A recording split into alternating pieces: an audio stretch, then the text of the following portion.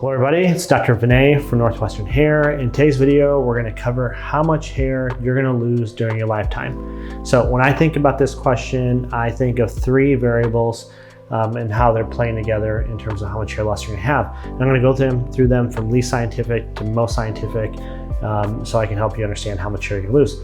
Number one, the least scientific is your family history. Now there is a good correlation between hair loss and family history. It's just not the strongest one. A lot of people think it's your maternal grandfather, means your mom's dad, that determines the strongest correlation. That is true, but your father and your brother are also important factors. If they have significant hair loss, then yeah, I'm gonna pay attention to that. The next thing I look at is actually you. I look at how much hair loss you're having and what your age is. If you're having a little bit of crown recession and you're 55 years old, I'll be pretty confident that you're not gonna have too much hair loss in your life. However, if you're 18 and your temples are recessed and you're having thinning in the crown, I'm not gonna say, hey, your hair loss is pretty aggressive, we need to treat it differently. Now, the last thing I look at is trichoscopy. Trichoscopy is probably the most scientific way of determining how much hair loss you're gonna have in your life. I'm very surprised that it's not done more often, but it usually does require a physician, a specialized tool to do. It's something we do in our consultation. So what is trichoscopy? It is a magnified camera that looks at your hair roots as they're coming out of your scalp.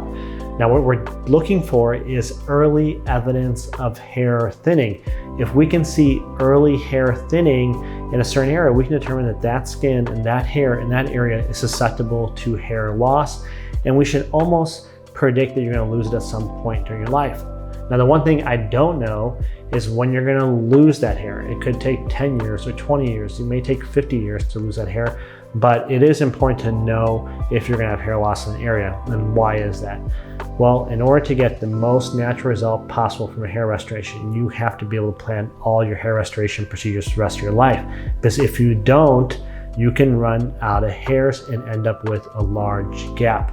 So all I have to do is map out all your hair loss, look at how much hair it would take to restore that area, and I take a look at how much hairs you actually have to give, and I come up with a quick ratio between the two of how much density we can put in any one area, and that way I keep your results natural for the rest of your life.